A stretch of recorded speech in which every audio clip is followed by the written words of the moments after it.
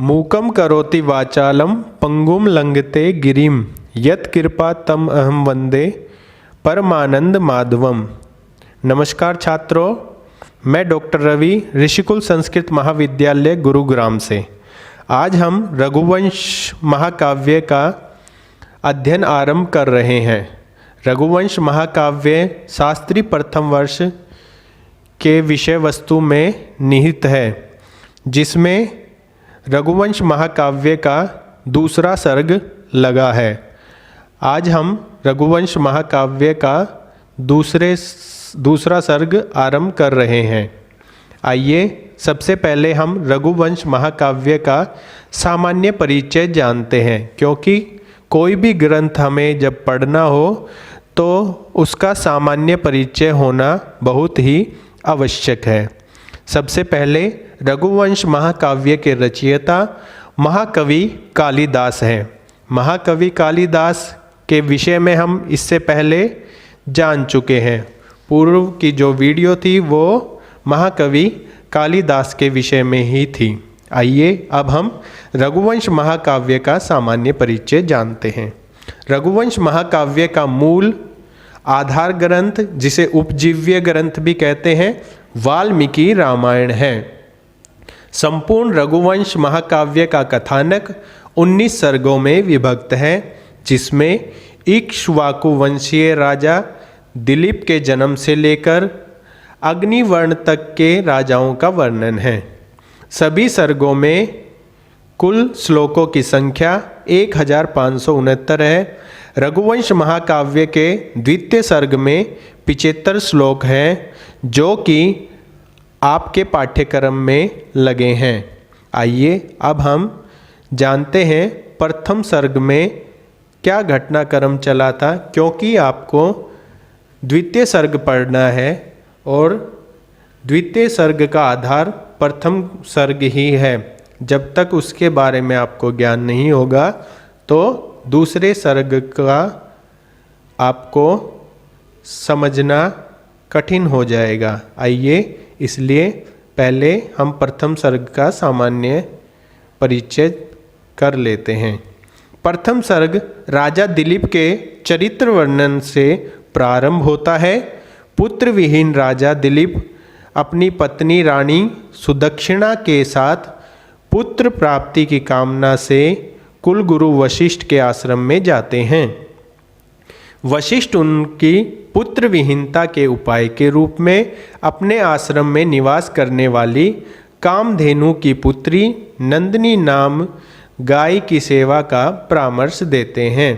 कामधेनु भगवान इंद्र की गाय है, जो सभी मनोकामना पूर्ण करने वाली है। उसकी पुत्री नंदिनी गाय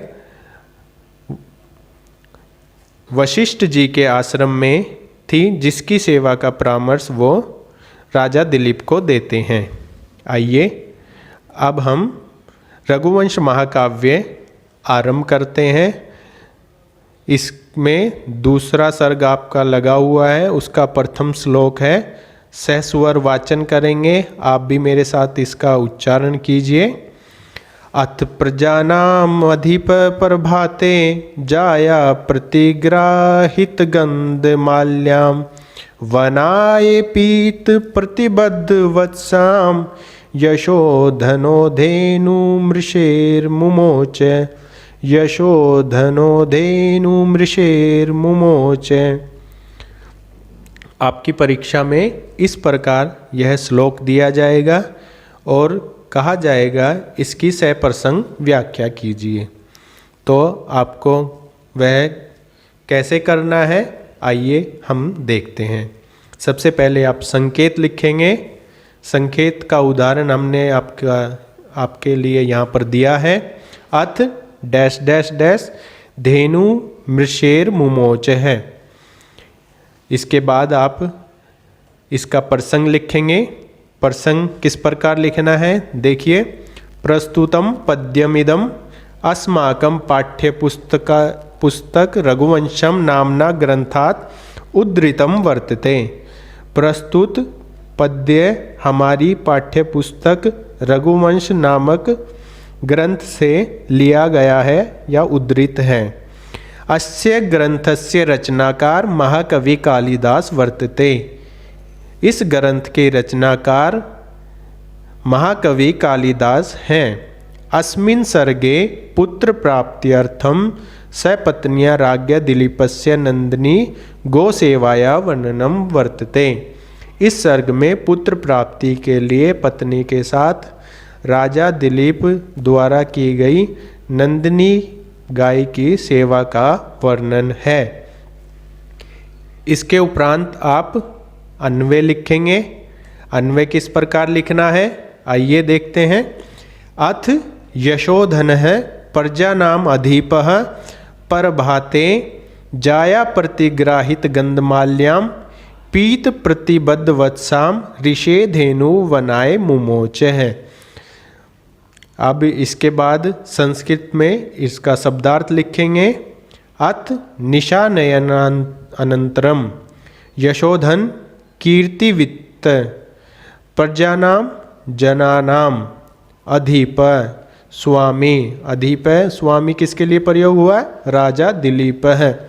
प्रभाते प्रातः काले जाया प्रतिग्राहित गंधमाल्याम सुदक्षिणा स्वीकारित श्रकृचंद नाम पीत प्रतिबद्ध वत्साम दुग्ध पानानंतरम निबद्ध बालवत्सकाम ऋषे महर्षे सब कुलगुरु वशिष्ठस्य। ऋषि किसके लिए प्रयोग हुआ है, तो उसके लिए हम इन सब शब्दों का प्रयोग कर सकते हैं। महर्षे सब कुलगुरु वशिष्ठस्य। धेनुम गाम, गाम कौन सी, नंदिनीम। वनाय वनम गंतुम। मुमोचे मुक्तवान। आइए अब हम इसका अर्थ जान लेते हैं। अर्थ जानने के लिए आपको अन्वय देखना होगा, क्योंकि अर्थ के लिए अन्वय ही एकमात्र सहारा है जिसके द्वारा आप इसका अर्थ अच्छे से लगा सकते हैं। अथ, अथ मतलब अब का क्या अर्थ हुआ, रात्रि के बीत जाने पर। यशोधन, यश ही जिनका धन है। प्रजा नाम अधिप, प्रजा पालक जो राजा दिलीप है, या राजा दिलीप जो प्रजा के पालनहार हैं। प्रभाते प्रातः काले, प्रातः काल में। जाया प्रतिग्राहित गंधमाल्याम जिनकी पत्नी सुदक्षिणा द्वारा गंधमाला इत्यादि प्रदान की गई हैं, जिसे प्रदान की गई हैं।